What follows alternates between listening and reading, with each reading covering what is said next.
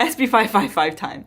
I had an SP-555 before, but when I got it, like, I was still like hopeful that I could write full songs on the SP. And yes, it does have like a loop mode that is, you know, better or like existent, because the SP-404, the SX, and the MK2 don't even have a dedicated record button where you can make loops.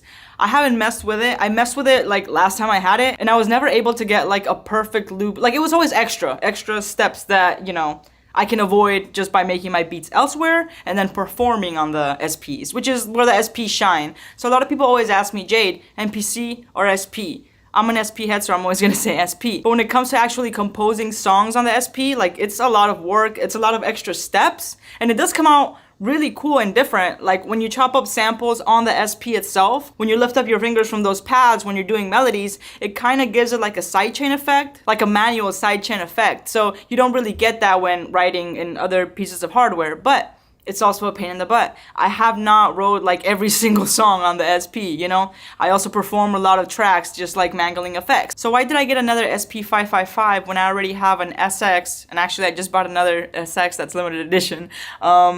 And MK2, so why do you need all these SPs, Jade? Cause I'm an SP head, bruh. I can't help it. I just love having the SP effects, and I'm really starting to appreciate how each SP is different and they all sound like just a little bit different. So a lot of people complain about the SP-555 DJ effects mode, that it just does not sound as good as the SX or the 404 or even the MK2. That's when you're like, oh man, I need to make like a separate video about this, but I'm gonna make a separate video about it. But I'm really liking the DJ effects for like a specific thing, and also having direct access to both pages of effects, like just with one button. So like you just press over here and then you have bank A or B to play with your effects, so you don't have to be like scrolling like on the 404 hoping that you get it on the right effect, hoping that you don't get that distortion and overdrive. So yeah, that's another cool thing. Another cool thing about it, I mean, I'm not like trying to sell you on the 555, guys, okay? I'm just telling you why I got it, besides the fact that I'm obsessed with SP404s, and it's my like main instrument besides my piano and my guitar, so I feel like I can problem solve a lot of my music stuff with the SPs, and that's just my workflow. I saw a video about SP-Vids, why he got rid of his 555, and he said it was because it was made in mind for left-handed people, because, you know, the effects are on this side, so, you know, that's another reason I got it. I'm left-handed. And I think it's just like a real dope looking SP. Like, if you look at the SP-505 and I believe, was there a 606? I don't remember. But they're both like fugly. Like, this is just gorgeous. I mean, it looks like an actual SP. Like, I feel like this goes great next to the 404. Again, do you need two SPs? No. Do you need one SP? No, you don't need nothing. You can just make music with sticks. Okay? You don't need anything. Just, you know, drill that in your brain first. These are just tools, okay? Toys. If you are gonna grab an SP and you're like, Jade, which one? 404, SX, SP-555, MK2, which one should I grab? I think, of course, you know, the MK2 is like a lot more capable than all the other ones. Like, you can sample through USB. There's just so many updates. Like, you get 2 bus effects, an internal effect, like for the input. Like, there's a lot more going on the new SP. So like, if you can splurge for the new SP, go for it.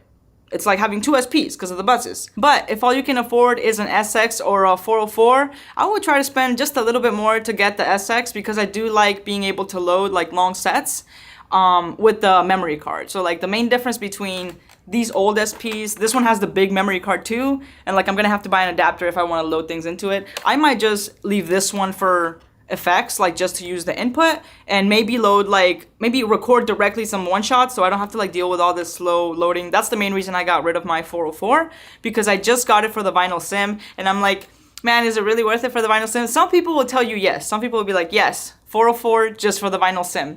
Maybe one day.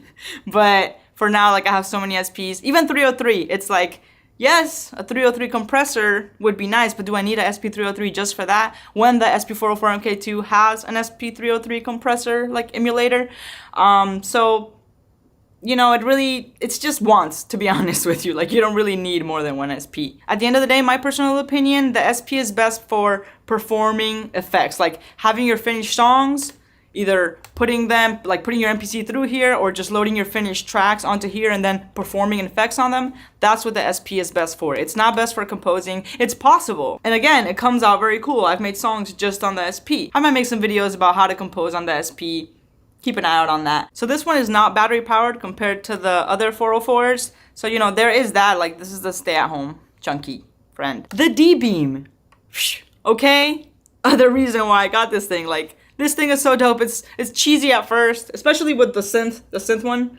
I'm gonna have some fun with this trigger one once I upload some samples. But right now, just using it for the filter or completely putting your hand on it to just mute it, because I do a lot of that when I perform. I'll like play, mute, or like, you know, completely silence everything, bring it back. Completely silence everything, bring it back. So now what I can do is I can turn on my noise on my 404 and then completely mute it. Boom. So, you know, more tips and tricks that you gotta keep an eye out to perform on the SP.